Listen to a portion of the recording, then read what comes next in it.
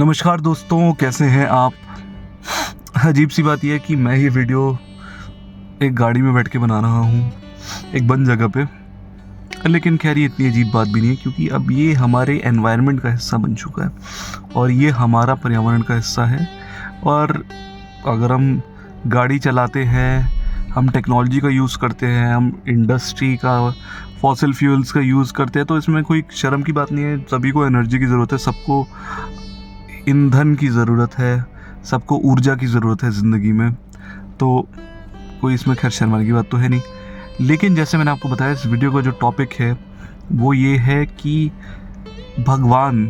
तो एक ऐसे भगवान के बारे में मैं बात करने जा रहा हूँ जिसके बारे में अगर आप सुनेंगे और जो मेरे माइंड में कॉन्सेप्ट है उसको आप समझेंगे तो आप शायद से उससे रिलेट कर पाए।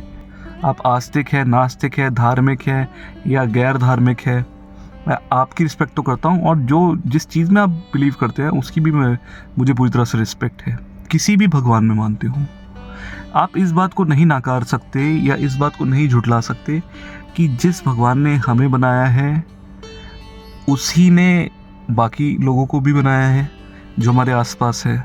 उसने इंसान को भी बनाया है, उसने जानवर, पेड़ पौधे, पक्षी, पशु सब बनाए हैं, नदियाँ बनाई हैं, पहाड़ बनाए हैं, पृथ्वी के बाहर के जो प्लैनेट्स हैं, सोलर सिस्टम जो है, मिल्की वे गैलेक्सी है, सितारे हैं, ये बनाया है और पूरा ब्रह्मांड ही बनाया है। भगवान को रिस्पेक्ट करने का सबसे अच्छा तरीका वो हो सकता है कि भगवान की बनाई हुई चीज़ों को रिस्पेक्ट करे। मैं जब भी सुबह उठता हूँ, मैं भगवान से सिर्फ मन में एक प्रार्थना करता हूँ कि सब लोग स्वस्थ रहें, सबकी सेहत अच्छी रहे और सबकी मनोकामनाएं पूरी हों। लेकिन सेहत सबकी अच्छी रहे, सबसे ज़्यादा ये है, मेरी मनोकामना यही है कि सबकी सेहत अच्छी रहे, सबकी मनोकामना पूरी हो।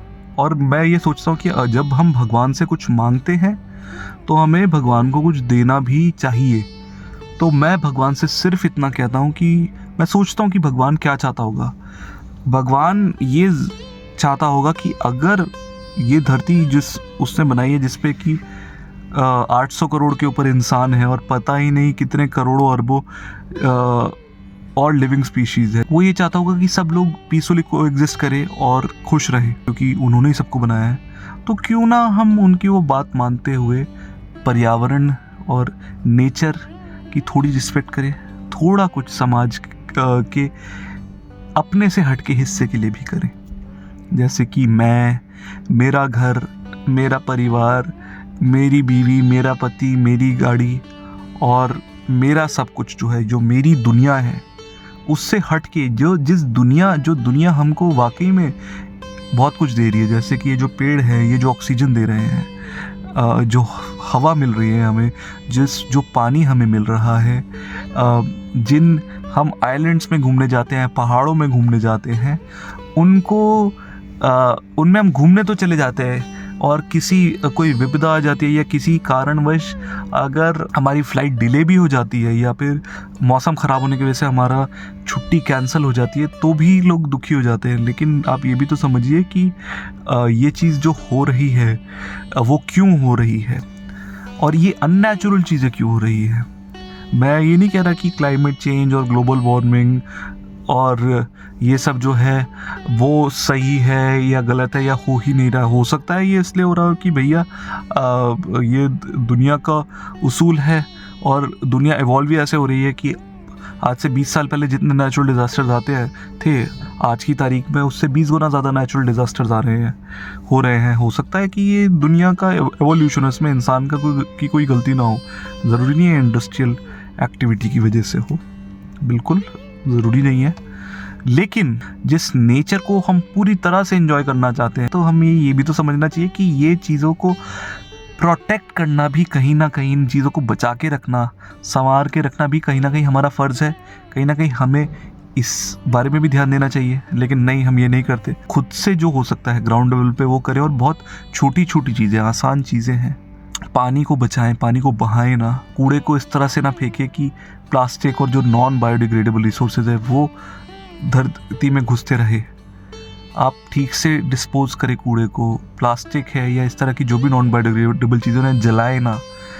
जो फूड वेस्ट है उसका कंपोस्ट कैसे बनाया जा सकता है उसको पता करें। आप जब मुमकिन हो, अगर आपके घर में 2 गाड़ियां हैं या उससे अधिक है तो कोशिश करें, अगर 2 लोग एक ही जगह जा रहे हैं आ रहे हैं तो हो सके तो एक गाड़ी में कर लें एडजस्ट। इसके अंदर भी बहुत सारे नेचुरल फ्यूल्स अब आ गए हैं जो कि, या फिर ऐसे जो कि कम एनर्जी लेते हैं compare to petrol and diesel. अब इलेक्ट्रिक व्हीकल्स आ चुके हैं और इथेनॉल से ट्रांसपोर्टेशन चलता है। पब्लिक ट्रांसपोर्ट का यूज़ करें, अगर हो सकता है तो बिजली बचाएं जहाँ हो सकता है। आप अपने खुद के शहर में एक पेड़ लगा सकते हैं, बहुत आसान है और बहुत लोग ऐसा करते हैं। और मैं भी ऐसे ग्रुप का हिस्सा रहा हूँ जो हर संडे जिन्होंने पेड़ लगाया और फिर यह पौधा एक लगाया है, एक आदमी ने, एक व्यक्ति ने, और उसको पानी दिया है और अब वो पेड़ पौधे बड़े हो चुके हैं और वो फल भी दे रहे हैं, अच्छी शुद्ध हवा भी दे रहे हैं, अच्छा पर्यावरण भी दे रहे हैं। जी हाँ, मैं मानता हूँ कि ये और बहुत सारी ऐसी चीज़ें, 50-100 ऐसी चीज़ें जो आप कर सकते हैं। क्लीनिंग है, बीचेस क्लीन करना, कूड़ा हटाना, अपना खाना देखना, नेचुरल खाना खाना, अपने आसपास के जो रिसोर्सेज है उससे जितना ज़्यादा हो सके खाना वो खाना। ऐसी मतलब हज़ारों चीज़ें हैं जो आप कर सकते हैं पर्यावरण के लिए। लेकिन सबसे पहले समझिए तो सही कि अपने आप को एजुकेट तो करिए कि क्या इतना आप पर्यावरण को इफ़ेक्ट कर रहे हैं, आपका खुद का कार्बन फुटप्रिंट क्या है और आप उसे कम करने के लिए क्या कर सकते हैं। ये चीज़ें जो हैं, आप जिस दिन आपने करना शुरू किया, मैं आपको बता रहा हूँ कि आपके अंदर एक पॉजिटिव एनर्जी आएगी एंड यू विल फील कि आपने अपने भगवान के लिए कुछ किया है और आपने इस धरती के लिए कुछ किया है, ब्रह्मांड के लिए कुछ किया है, अपने देश के लिए कुछ किया है, अपने शहर के लिए कुछ किया है। सब के लिए आप कर सकते हैं, सिर्फ इतना सा करके कि अपने पर्यावरण के लिए, अपने नेचर के लिए कुछ करके या सोच के, कम से कम सोचना शुरू कीजिए उसके बारे में, उससे प्यार करिए नेचर से और आप बहुत खुश रहेंगे। सारी आपकी मनोकामनाएं पूरी होंगी। Love you guys, take care, enjoy and please comment करें आपके क्या व्यूज़ है। Goodbye and please subscribe to our channel for more amazing content. Bye.